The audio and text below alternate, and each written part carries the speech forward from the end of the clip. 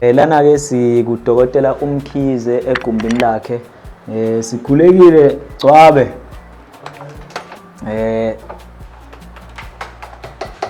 Baba siyabonga ukwemukelela. Lana ke sisegumbini lika dokotela uSG Mkhize, our general practitioner. Baba Gcwabe. Ngicabanga ukuthi singacela nike noGcwabe ukuthi asithathe through ukuthi la kuleli gumbi lakhe wenzani lana nala nelinye lapha e-procedure room. Ngicabanga ukuthi ila khona uma ngabe kudinga khona umuntu onento mhlambe edinga i-operation. Lona ke igumbi leliya ubaba uMkhize asebenzela kulona imisebenzi kanjalo, kodwa ke ngicabanga ukuthi naye angasichazela kabanzana ngayo le ndawo esingene kuyona. Baba njani? Uyaphila njani? Hayi siyaphila. Manje ngibuka lapha awukwazi ukuthi ungathi indaba enkulu kube khona oqhawe bazothi sengishutha ubaba la. Awubone sengiyibamba nje ukuthi phela angakubizi ngendaba enkulu kube khona indaba enkulu la endini. Manje njengoba sengiyishuthile kusho kumele ngingayifaki ivideo yala ngoba kuvela ubaba. Njoba ekhona ngisho la ubaba okukhomba ukuthi asimfithi indawo. Shame. Kuthi nami ivideo ngayifaka unankingi ingoba siphila ngaye. So abantu lokho zokufaka lapha into abantu abazoyibona la. So ubaba ukhona la. And I don't think ngaba khona inkinga mase kuthiwa uyayifaka emavidweni. Hayi ngizwakala. Cha asiqale on a serious note. Konje sikhuluma nobala. Okay, lo okhulumayo uDr Mkhize, igama ngaphi igama lokuthiwa ngusiboniso ekhaya. Siboniso Mkhize ngokufunda ke ngase ngiba uDr Mkhize. Onge-general practitioner, udokotela nje ogxila kakhulu ey'fweni zonke khona.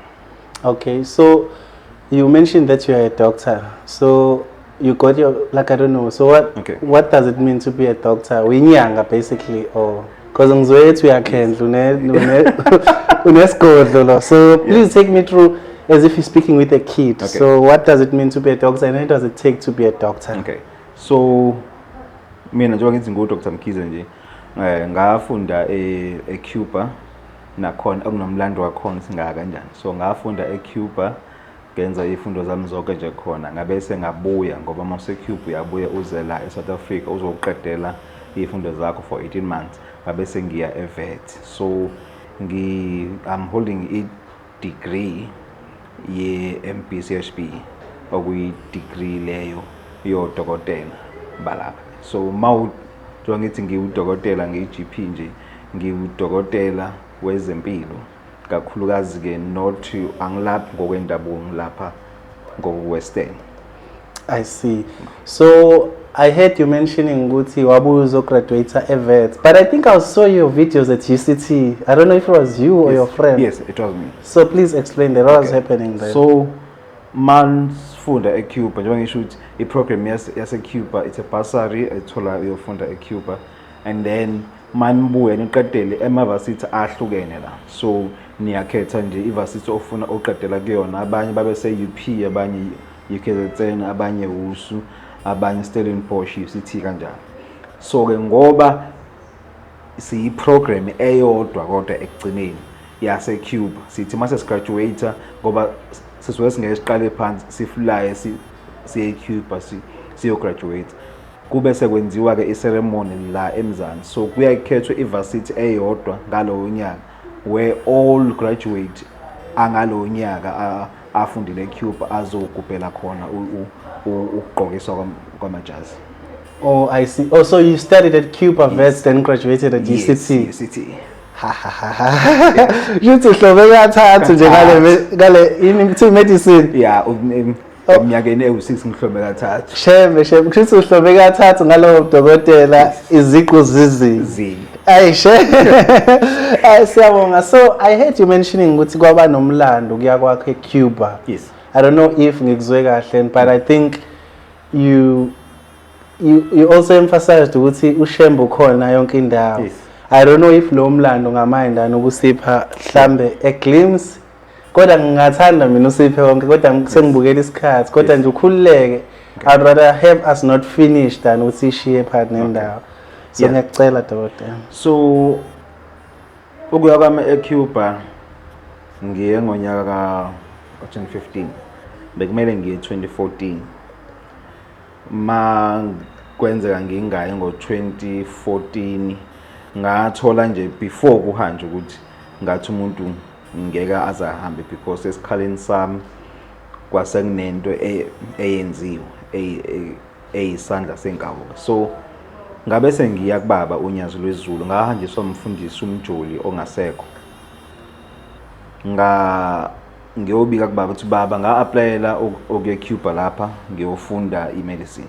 Ngangenza enye i-degree nje ye-chemical engineering ngase ngenza unyaka wami wesibili khona Uyenza ke? ngangenza e-DUT. So ngifike e-DUT mina 2013 and 14 yeah. So ngabe sengiyobika kubaba ukuthi bengi-applyele ibhasari yokuyofunda eCuba manje sengathi kuthiwa angeke ngize ngihambe. Ubaba wangiphindisa kathathu ngibika lento le. Ngisho aphenduka anyakelise omunye aphinde abuyele kumina. Okwesithathu wathi banamanga uzohamba eCuba. Kusho Usho yena. uNyazi lwezulu.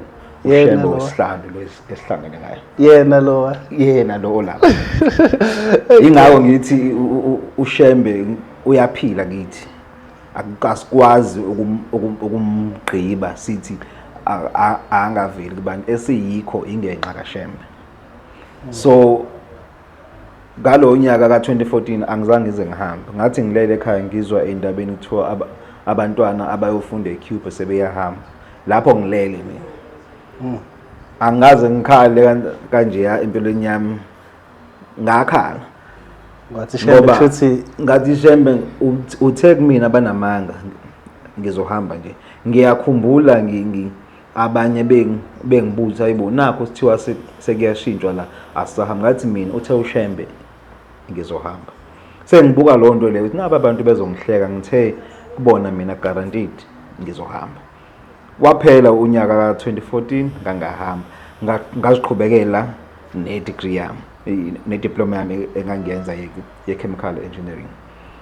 Ngithe nje ngingazelele kwabe sengena i-call kwase ku 2015 manje ngangibhinje futhi eplantini ngisebenza.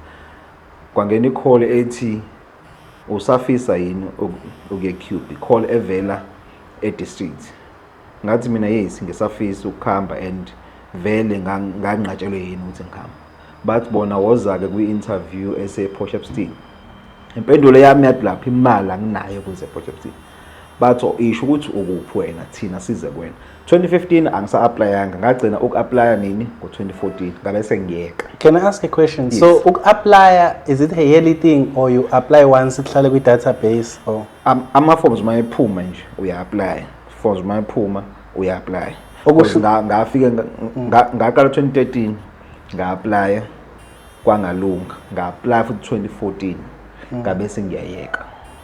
So if you apply and then you don't get a positive response, then they delete your information in a way. I think so because njengisho 2014 nga-2013 nga-apply and 2013 and 2014 nga-apply futhi yabo. So mase bekufonela bathi usafuna yini? Ngisafuna yini. Sebeyithathe application yakho, that's where I'm going to. Right. Yeah. So mangithi kubona mina anginayo imali yokuza ePotchefstroom bathi kumina angisho ukuthi ngikuphi bazoyisondeza ngala engakhona. uShembe ma enza into uyayefune ukusala yedwa uqekelele akafuni uShembe ukwenza into esiqhubwini where uzoba confused ma into isiyenze ukuthi mhlambe bekuyinhlanhla vele yami noma vele bese kuyisikhathi sami ufuna kusale kube uye nawe nalento obhekene nayo. So babe sebeza la eThekwini municipality ema-office akhona ngaya khona ngangifake inyanga yezulu la ngabese ngiyokwenza i-interview yami. Kulo interview sengishesha nje kulo interview leyo ngathola ngaqeda sahamba ebusuku unyazi lafika kumina lathi Monday shawu 9 usulungile bazokufonela i-interview yakho uyithole 100%. Ngiyaxolisa, yenza lesingaki le interview le? Ngiyenza Friday. Lifika njengoba ku Friday namhlanje. Njengoba sik-interview siningi-interview namhlanje. U-Friday unomlando bafowethu. Yabo? So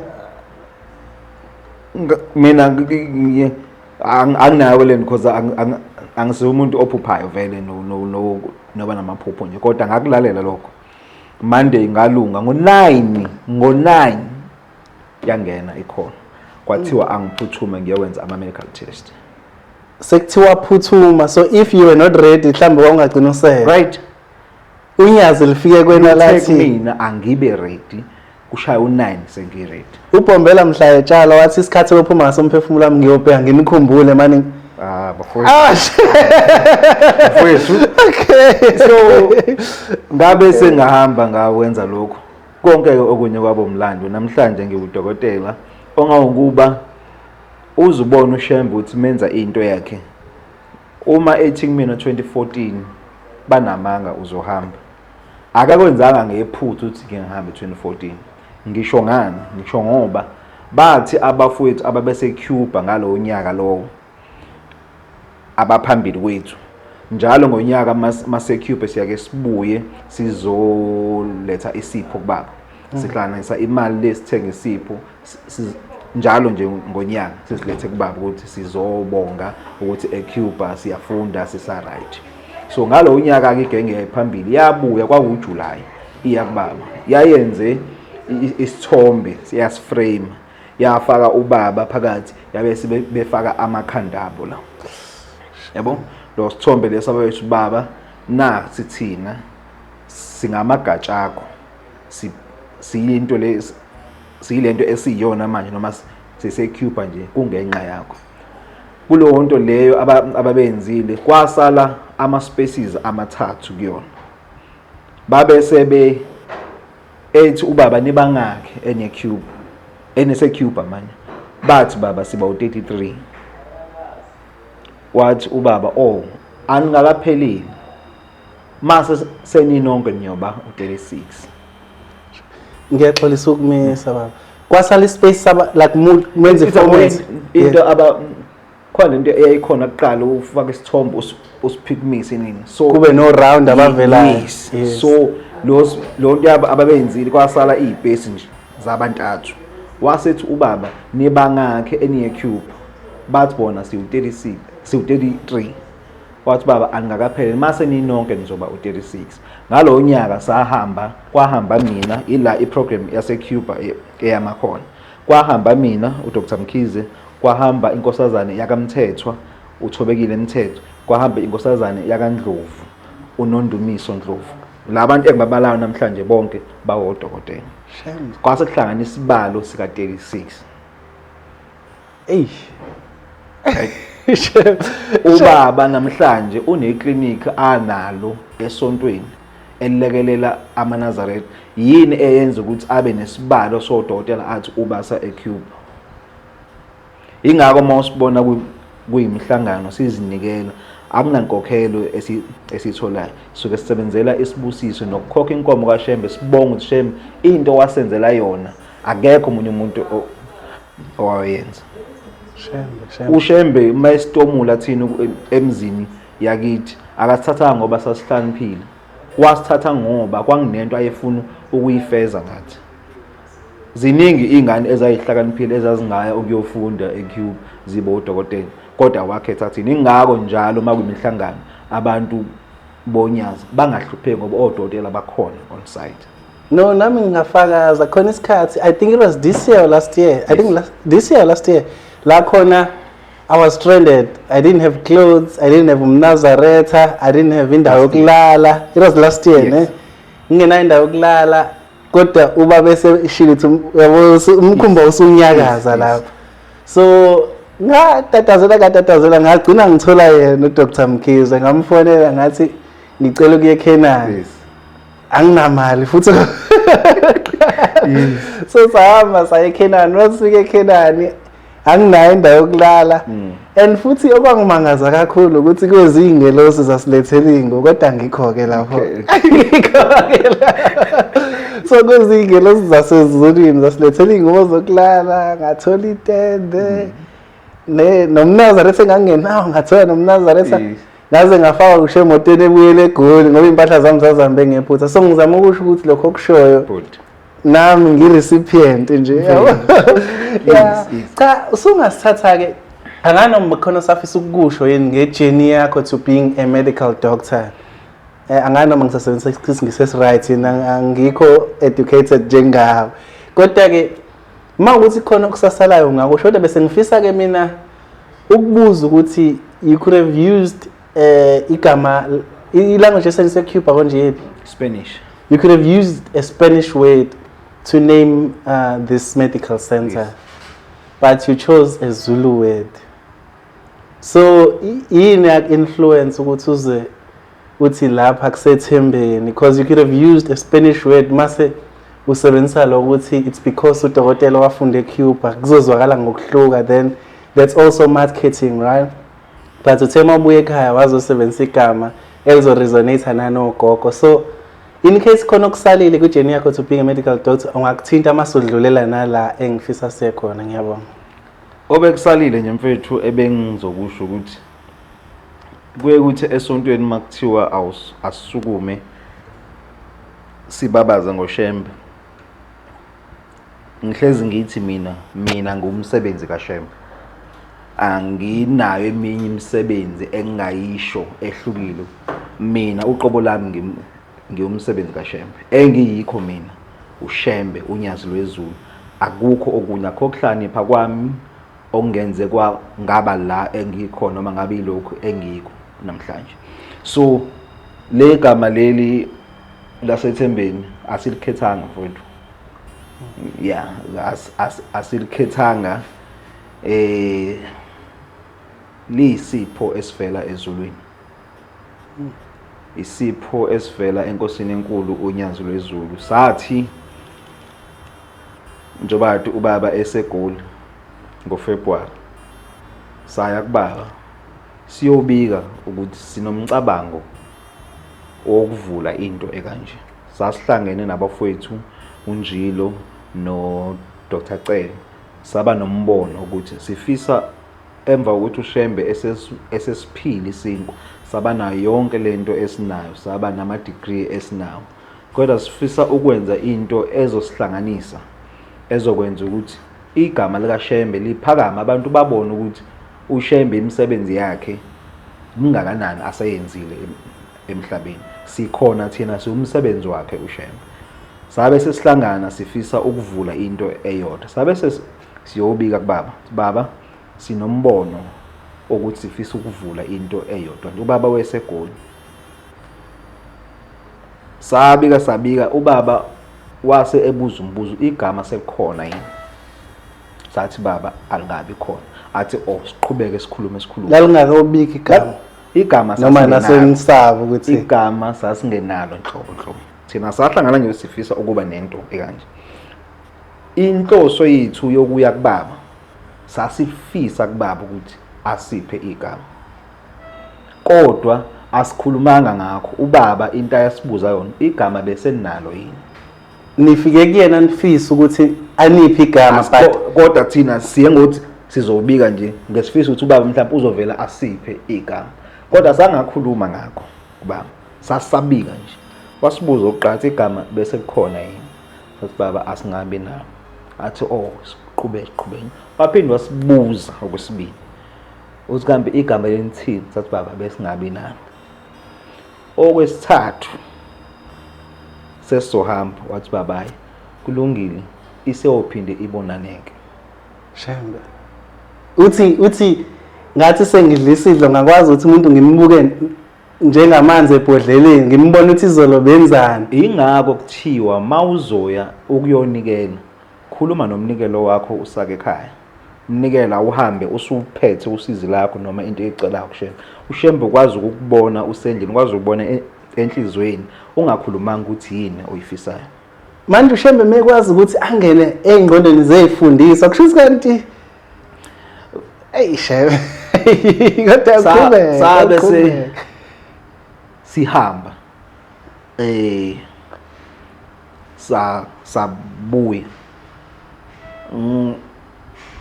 umhlangano uma usuka eGoli usuya kaSwayimani wafika ngomsombuluko wathi sathola ucingo kuthiwa size kaSwayimani Tuesday.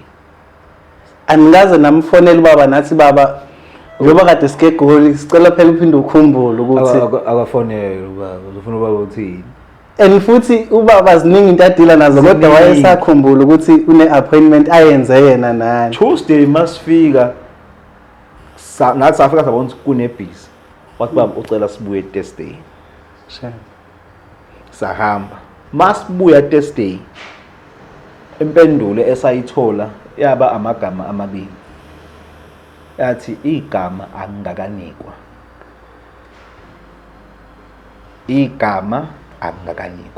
iyona impendulo esayithola kubaba le wase kuthiwa asibhale inamba kwakhishwa i-exam pad kwathiwa sibhale inamba bese siyahamba sesiyozwa ngobaba sahamba. Shembe uthi igama angakanikwa thiwa zikhumbule wena Nkosi ivumelano ozenzile wena wedwa kwavele kwahla emini Shembe. thina sasithatha light lento esiyenzayo kodwa mawubheka manje ukuthi umethu babegama nisho ukuthi akakusiyo into encane le sabe siyahamba inhloso yethu sasifisa ukuvula mhla ka1 March ngoba yabona mawuqala ungena la i-rent sasiyikhokhile ne-deposit yakhona i-rent yala i-35,000 kwakumele sikhokhe i-rent ne-deposit yakhona sesibheka ukuthi kumele siqale ngoMarch sisebenze ngoba kumele kuhlangane imali ye-rent asiqalanga ngo1 March ukusebenza ngoba igama alingakafiki asikwazi ukuvula indawo izwi lingakasho ukuthi seningavula ngoba akusasiyona into yethu. uthi igama ngingakanikwa Yezwa salinda ngoba ke manje nathi sesiyaphenyinga sibona inyanga iyaphela iyasondela iyangase maphakathi nayo siloku sinokha ezulwini sinqonqoza sikhona kuthiwa nje alingakafiki. Kwathatha more than 2 weeks ukuthola igama kwathi ngomhla ka12 kwangena ucingo elithi sinobaba kuthiwa sisho ukuthi igama iseThembeni Medical Center. Umyalezo nje owafika lo sinobaba kuthiwa sisho igama ukuthi eThembeni Medical Center. Shembe shuthi ingakhi lontsha ile khona ihlehla nje mawukhumbula kahle ukuthi i-launch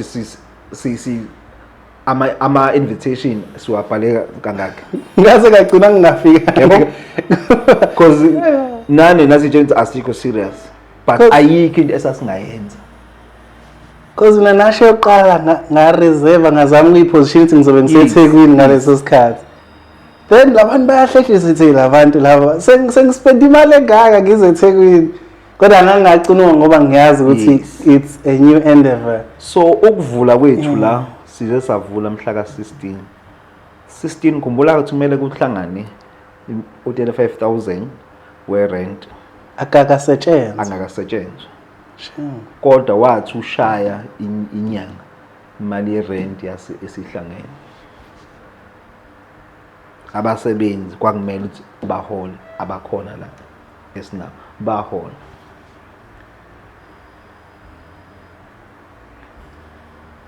bafowethu uShembe ncane ngempela ukuthi amagama esimbiza ngawo igama elidlula lonke kwakhona ukuthi uNkulunkulu abaningi onkulunkulu abakhona manje angazi liphi igama uShembe esingamupha lona. Ngoba yazi uvalo ebenginalo ngikutshela into ebenginayo ngoba nimveza kangaka uShembe. Ngiye ngibe novalo ukuthi kushithi ni limit client base between clientele or client base or whatever you call it. Izogcina kube ngathi into yamaNazaretha. Kodwa nina nimvezile uShembe but anisokoli. Mfowethu abantu mangakubalela nje i-percentage noma the average yama Nazareth nabantu abangasiwona amaNazaretha abafikayo la abangasiwona amaNazaretha bangaphezulu compared to amaNazaretha, meaning asivalelekile noma asivalile noma asilimithi ukuthi into yamaNazaretha kuphela. Indawo yokuphila for bonke abantu abakhona eSouth Africa, for wonke umuntu okhona la abantu bayafika. And siyacela futhi abantu bangayifaki lento ngokwenkolo. Yithi esikholwa eNazaretha, yithi amaNazaretha. Kodwa umsebenzi awukho umsebenzi ekuthiwa udokotela wakaShembe lo ngasona nje. Ngi-GP nje esiza bonke abantu, uDr Njilo udokotela wamazinyo osiza bonke abantu, uDr Cele owamehlo osiza bonke abantu, uMrs Assegayi uyisonographer esiza bonke abantu. And abantu esinabo la istaff sethu bakhona abangasiwona amaNazaretha. Sino Mrs Assegayi ongesilona iNazaretha. Singathi akusiyo umuntu omnyama nje mangizwe sibongo. Yes.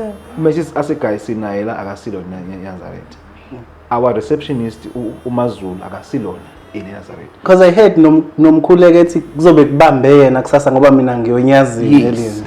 Yabo? So akuyona into ekuthiwa eyamaNazaretha kuphela. Phela siqhambisa ukuthi uShembe esimkhonzayo ukhona uNkulunkulu siphila ngaye. Hey, angazi ukuthi what more I can ask for. Kodwa ayokuthinte konke baba wami.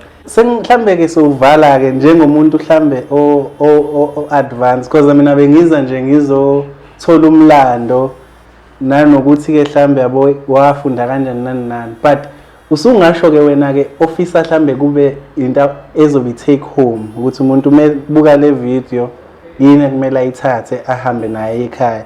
Mhlambe ususho ke nama service ena provider nani kodwa angeke ngikulimit you very educated to be guided by a photographer. My message nje mfethu engaba itake home kubantu ukuthi ungazenyezi ngoyikho.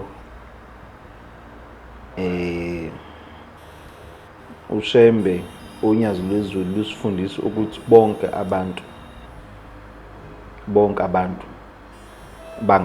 bangabani. Ingakho mawufica esontweni ufice ulayini omningi mawunikela kubantu omningi wabantu abangasiwona amaNazaretha. So into oyiyo ungayifihli, mawuyisayona ungakufihli ukuthi uyisayona, mawumpostoli ungakufihli ukuthi umpostoli. uNkulunkulu kuwe uyena uNkulunkulu ozokuthatha akubeke phezulu. Ungakufihli into oyiyo, ungayifihli into oyiyo. Ma uyingwe ungafuni mawuphakathi kweyimpisi ukufana neyimpisi. Mawuyinazaretha iba iNazaretha nje ume ungazinyezi ngonyazi lwezulu ngoba uNkulunkulu esimkhonza bafowethu akusasisona isikhathi sokuthi sizinyeze ngaye lesi. So bafowethu la ama services ethu esinawo ngicansi bese bechazile nabanye got i dentist yethu aku Dr Njilo. Yes, you can proceed but bengifisa yes usubashilo at high level then ngoba bahlulekile ukuchaza la bathi kujule kakhulu la, so bengicela ukuthi uyichaze nobani then mase uyichaza from this room outside uzuyofika la lakade uzoqala khona. Okay. Okay, so it's a medical center, right? So inhlanganisela yama services ahlukene. Esino dental therapist wethu, oku-Mr. Y-Joy, Mr. Njilo wakwaNjilo Dental. Bese siba no amaqaphelo uMr. Cele okudokotela wethu wamehlo okhona la oyi-optometrist yethu. Bese siba no Mrs. Asegai oyi-sonographer yethu. So i-sonographer ila senza khona ama-scan, ama-ultrasound. Mawuze kuthiwa umuntu uyokwenza i-ultrasound usuke ezokwenziwa i-sonographer. Kudidekile manje. So ultrasound kuyi-scan where sisuke sizobheka ama-organs ngaphakathi. Let's say kwi-abdomen umuntu unenkinga esibindini, i-ultrasound izokwazi ukuyobheka lapho ukuthi isibindi sinjani.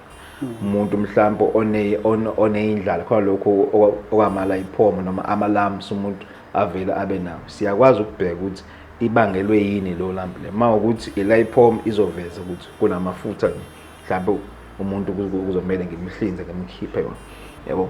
So it's a scan sabantu abakhulelwe. So umuntu okhulelwe ukuze makuthiwa uyokwenziwa i-scan ultrasound. Oh, bekumele uthi kuhlolwe ingane esesiswini kuze sizozwa nathi. So usuke ezokwenziwa i-scan leso esinaso-ke la ekhaya.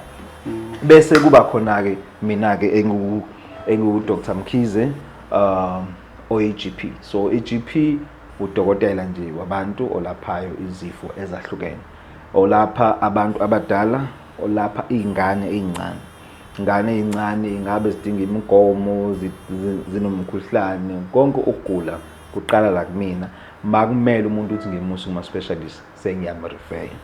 Bese kuba khona abadala nginabo abantu abano-chronic, abano-hypertension, abano-diabetic, abano-asthma, konke ngiyakubona la, ngiyakwelapha. Bese kuba mhlawumbe umuntu onama-minor procedure ekumele enziwe kuyena. So let's say umuntu one-lipoma, ufica umuntu la enento equmbile angazalwanga naye, angayazi ukuthi thola ukuthi mawuzothi uyaya mhlawumbe ezibhedlela ukuthi ulayini mude mhlawumbe ubhukhwe uthiwa uzokhishwa after 2 years or 3 years nakhona ungasafonela. So la bantu ngibasize la, ngine-room laphaya i-procedure room, iyona room leya engihlinzela khona abantu ngibasuse lapha. Nabantu mhlawumbe abanama-kilos, ufica umuntu la endlebeni enento elengayo, eyinyama la elengayo endlebeni, ama-kilos lawo.